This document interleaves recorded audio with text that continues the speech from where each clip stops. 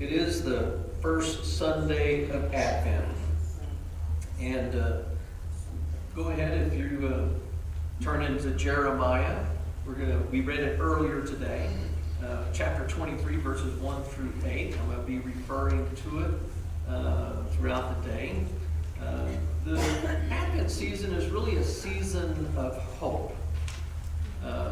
It's the season that, practically speaking, that starts, on the first 4 Sundays before Christmas Day, and it leads up and sort of ends at Christmas Day.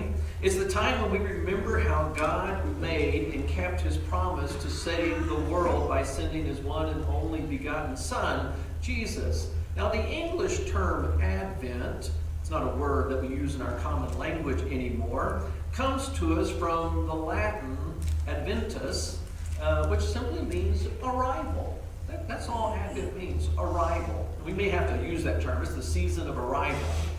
Latin was primarily the language spoken whenever the church calendar was devised. The church calendar was this system in which they took the 52 weeks of the year and they broke those into seasons, grouping different weeks together. And during these seasons, they would bring an attention to different times in Jesus' life.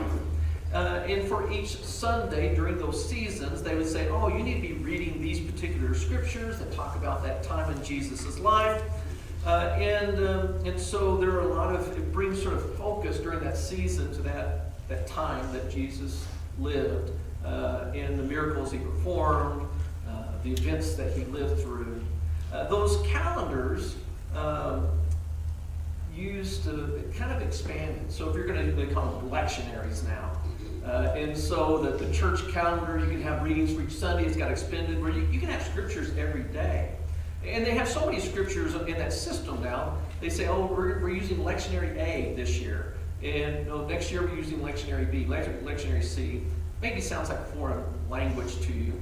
But if you follow them over 3 years and you used all the readings, you would go through the entire Bible in 3 years in your services.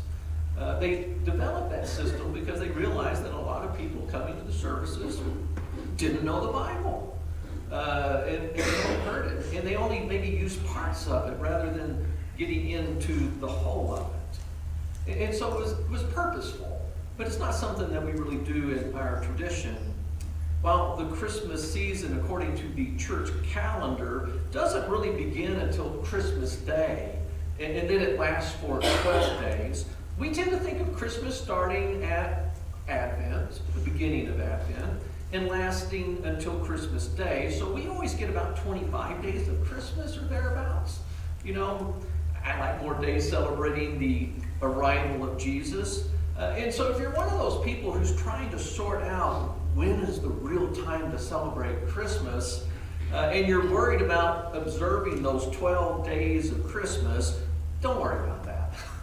You don't have to worry about the 12 days of Christmas, and please don't break out into that song that we all sing. And trying to figure out what partridges in a pear tree have to do with Jesus. There are things out there on the internet. I don't know if any of them are reliable. Which means for us, practically speaking, we're just going to take the next 4 weeks and we're going to turn our attention to God's promises to send us a Savior because we need to be saved, and so does our world. And the details of those promises reveal who the Savior was going to be when He arrived, so that He could be positively identified by those that He came to save. Because they didn't know when He was going to arrive. And they were looking for Him. And this gave them kind of a fingerprint to look for so they could see Him. Now, I copied a well-known chart that lists all the main prophecies about Jesus that recorded in the Old Testament. Kind of lists some things here. It has the Old Testament, and then it has in the New Testament where you can find out how that prophecy was fulfilled in Jesus. I've got a stack of these out in the foyer that you can pick up as you leave today. If you'd like to have that resource as we go through this time together. We celebrate Jesus' arrival every year to recapture some of that anticipation of those who lived before Jesus arrived. They were certain, even if they didn't know exactly when, or exactly how, that God was going to keep his promises to save them. They knew those promises. They wanted those promises to be enacted. They believed that God would really deliver them someday, and that he was going to send to them a Messiah. You'll hear that term at Christmas, Messiah. It's a term that meant to be anointed. In their understanding of things, those that were anointed were prophets and priests and kings.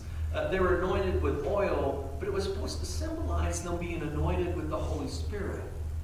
So they believed that the person who was going to come and save them was someone who was anointed by God, had God's Spirit with him, and would be able to do something for them that no one else could do. And that day came when Jesus was born. As we recount the stories, it prepares us to celebrate God's love for the world. It helps us to celebrate that he really did send his one and only Son, Jesus, to save us. Now, we don't know the exact date of Jesus' birth. It's lost to history. The church has been using December 25th to proclaim it and to celebrate for a really long time. And there's not really a good reason to choose a different day. In celebrating, as we do every year, we proclaim during the season that the story of Jesus is not some fairy tale. It's the story of a real person who was born at a real time and who lived in history. So as we celebrate, we're recounting what took place. We're talking about historical events. Our celebration of Advent, of arrival, and Christmas Day is not limited to being reminded about the circumstances of Jesus' birth. We also use this time to anticipate how he would live his life, how he would become a sacrifice for our sin, how he is now preparing a place for us in heaven, and how we are waiting for that day whenever he will return and take us to that place that he has prepared. On this first Sunday of arrival, we are using Jeremiah's prophecy about God's promise to raise up a righteous king who would save and rule over his people. When we hear this prophecy, or as it was read earlier in our service, even though he was speaking over 700 years before Jesus' arrival, we can't hear his words without thinking about Jesus. And yes, if you're wondering, Jesus is the only king who completely fulfilled everything in Jeremiah's prophecy. We know a lot about Jeremiah, probably more than any other prophet that's mentioned in the Bible. We know more because there's more about him in the Bible. We know the names of his parents, if you were interested in those. We know where he was born at. We know where he lived. We know a lot about his life, the details of it. We even know whenever Jeremiah was actively prophesying during his lifetime and when he was sort of taking a break and being a little more silent. We know that he not only authored the book that goes by his name, but some people don't know this, but he was also the author of the Book of Kings, and he was the author of Lamentations. We know that he had a long ministry, some 40 years plus, one that spanned the rule of 5 different kings for Judah. He prophesied during Josiah's reign, and Jehoshaphat's reign, and Jehoiakim's reign, and Jehoiakim's reign, and Zedekiah's reign. Most of those kings are not the kings we know anything about. We know about King David, Solomon, the big guy, Saul. But these were the last kings of Judah. The very last one was right before their destruction. You see, Jeremiah prophesied in those years right before Jerusalem was destroyed. We know that he lived a very hard life. He survived the Babylonian rampage as they came across the country. Sometimes as they came in, it was compared to a buzzsaw that was just cutting everything down, shaving it to the ground. He survived the destruction of the walls of Jerusalem where he lived. He got to stay after most of the captives went away, but someone turned him in, and he was taken into captivity in Babylon and spent the rest of his life there. Some Bible scholars refer to Jeremiah as the weeping prophet, mainly because of the book of Lamentations. You don't lament without tears. Jeremiah was directed by God to proclaim Jerusalem's destruction because Judah had forsaken God by worshiping the idols of Baal. Worship. Well, worship didn't mean just showing up for a service like we do. Worship wasn't about sitting down and singing songs, or when they talked about worship, they talked about letting your whole life be changed. It meant for them that they would look to Baal for directions on how they would live their life. It meant they would look to Baal to tell them what would please him. He was the one who would define for them what was right and what was wrong. They would learn from Baal how they were to make their choices and their relationships. Just as we do to the God of the Bible, this means that God's own people, instead of looking to God, was looking to this Baal. Baal means master. And he had a completely different standard. So, from our perspective, when we look back, and we see God's people worshiping Baal, man, we say, they were so mixed up. They were so mixed up that they called evil good and good evil. That's why the ancient people in Judah, under their leaders' directions and encouragement, they ended up thinking that it was a good thing to offer their own children as burnt offerings to Baal. I mean, you have to be pretty far from God, the Bible, to think that doing that is a good thing. They had so moved away from God, so deviated from his standards, that God considered that the covenant that he had established with his people had been completely broken by them. And Jeremiah was the one who was going to tell them that. He got to tell the people that he loved and he cared for that you guys have screwed up so bad that God is going to withdraw his blessing from you. He had to deliver that message to God's people. He had to proclaim that they were going to suffer a famine, that they were going to be, that there was going to be a foreign conquest. Enemies from the north that you think are bad guys are going to come and wipe you out. They're going to plunder. That is, they're going to take everything you own. They're going to destroy your homes and your villages, your country. They're going to destroy the temple of God. And you're going to live as a captive, as a slave in a foreign land among strangers. That's what's going to happen to you. You might say that Jeremiah was sort of the prophet of bad news. The leaders of Judah at the time, the ones who were worshiping Baal, did not like Jeremiah to come around. They didn't want to hear the bad news. And in fact, they made Jeremiah's life pretty hard, made it pretty miserable because he was willing to be faithful to God. And sometimes we relate to that, don't we? Whenever we talk to friends or family or community, people who are pretty far from God, and we stand up for the things that God says are right, and they say that, man, we're crazy people. Sometimes we can relate to Jeremiah, to sort of bear bad news about what God is going to do to those who have strayed from his ways. But there is a little bit of good news here and there in Jeremiah's prophecy. Part of that good news is that God would one day redeem them, and they would one day welcome being redeemed.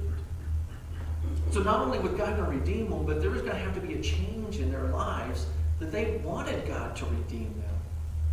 What would it take? Think about it. What would it take to get these people to turn from Baal and turn back to God? And while you're pondering that question, I want you to think, what would it take for me? What would it take for the people I know to make that sort of change? To change from the way that they're living their lives to turn toward God? What would it take? How bad would it have to get? The same good news that we find in Jeremiah's words is the same good news that's echoed in a different passage of Jeremiah that we didn't read this morning. Jeremiah 29:11 and 12, which is part of Jeremiah's prophecy that you might be more familiar with. It's often quoted as an inspirational passage. This is one that you can find printed on little things you can put on your refrigerator. In that verse, God says, "For I know the plans I have for you, declares the Lord, plans for welfare and not for calamity, to give you a future and a hope. Then you will call upon me and come and pray to me, and I will listen to you." Sounds great, doesn't it? Probably heard that before, haven't you? But you have to remember that that little bit of good news comes after some very bad news just prior to that verse. If you just read a couple of verses ahead of it, it's where Jeremiah just warns them not to listen to the false prophets of Baal who were saying, "Hey, you don't need to repent. You don't need to change. Everything is going to be okay. It's going to be fine. God's really not upset with you. You just keep living the way you're living. It's going to be fine. Just wait and see." You know, God would never let his holy city be destroyed. He's just not going to let that happen. He's going to come in. He's going to save the day. You just wait and see. Jeremiah tried to warn them that Jerusalem really was going to be destroyed. They really were going to be carried off to Babylon. They really would have to endure hardships, and they would be there for 70 years. He tells them in advance, you're going to be there for 70 years before God is going to enact those plans for that future return to Jerusalem where you are going to flourish.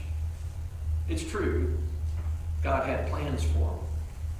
But part of those plans were getting them to the point that they would be willing to accept him as their God again.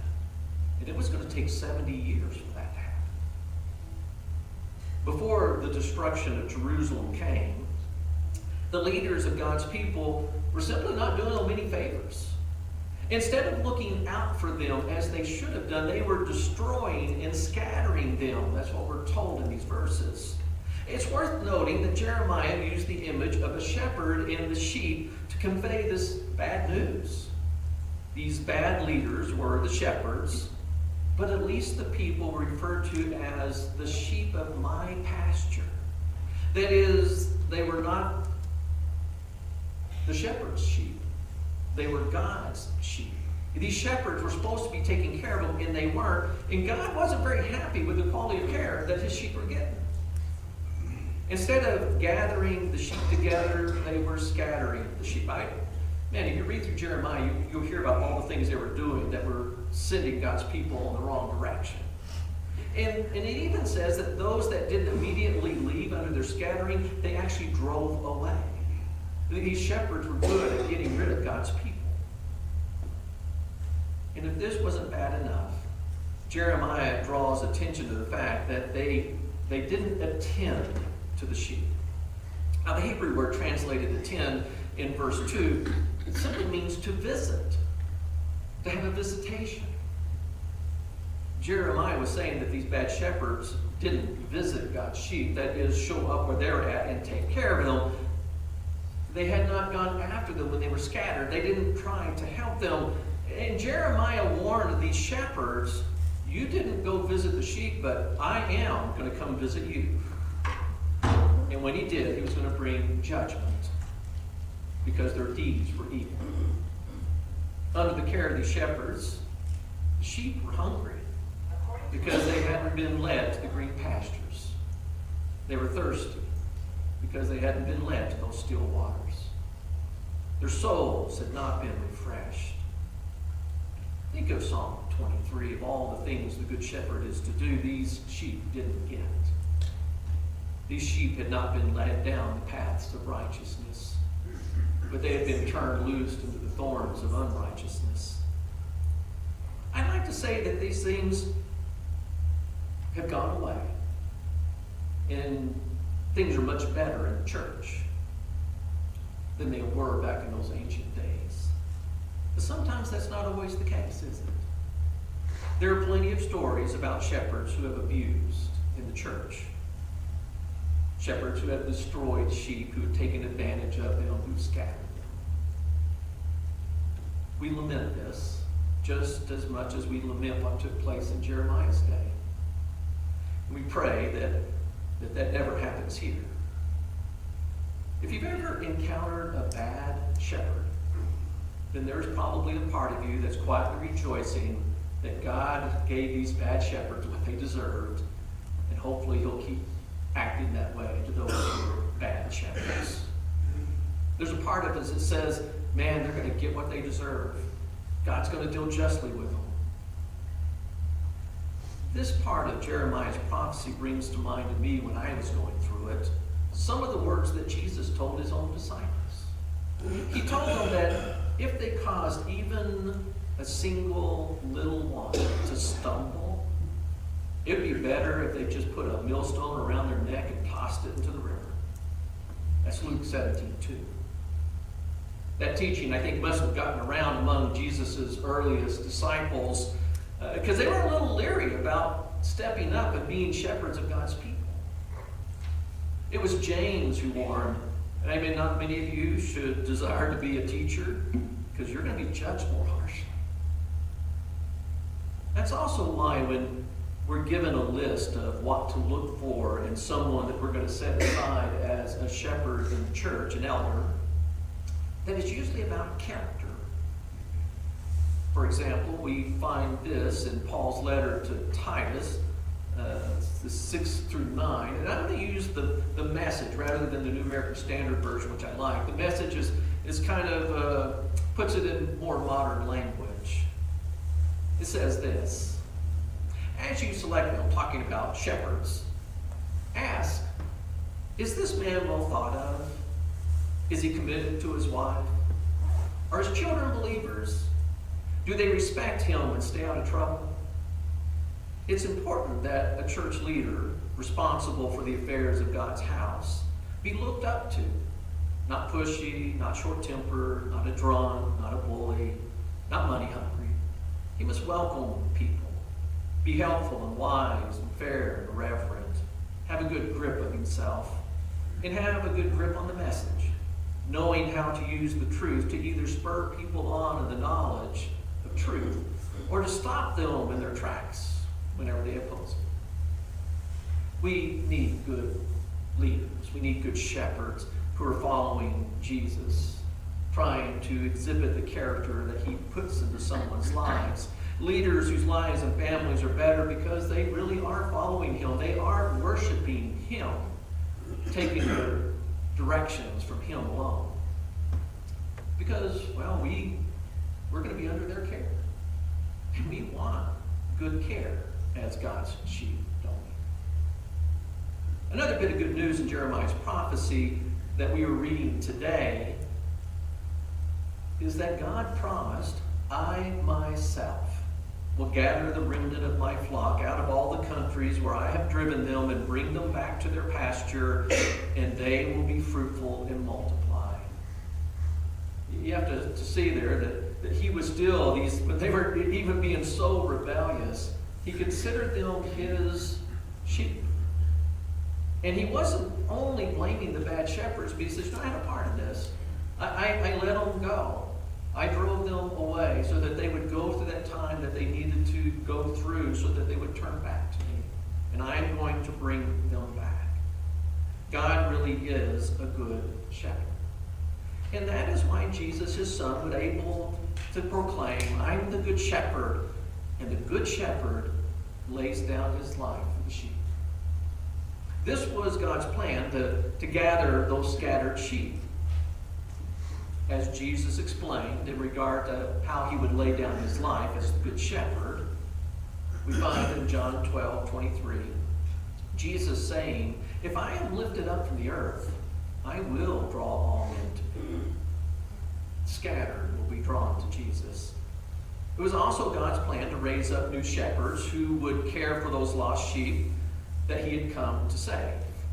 Out with the old, in with the new sort of prophecy. That's why it's important, as I was just mentioning, that the shepherds that we have in the church serve with great care. It's God's plan to have good shepherds. I love that Jeremiah says that as a result of the care of a good shepherd, the sheep will no longer be afraid. They'll no longer be terrified.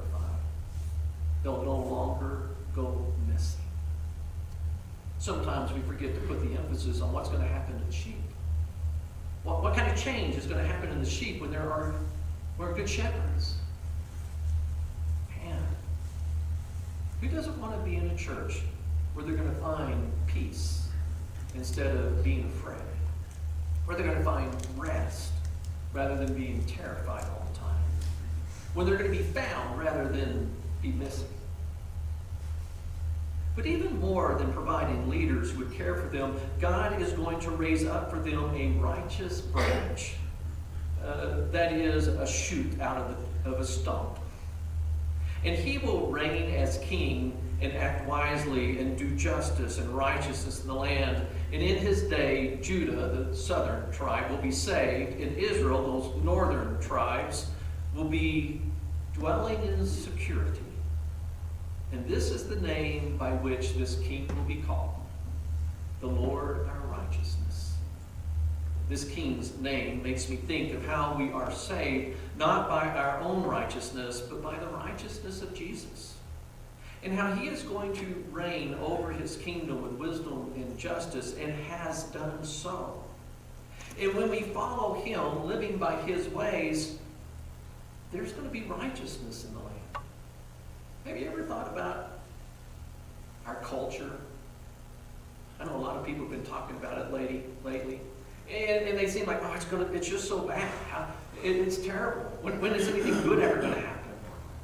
Well, anything good is going to happen as you bring that good into it. Don't wait for the world. The world's not going to act good. It's not following God. But you are.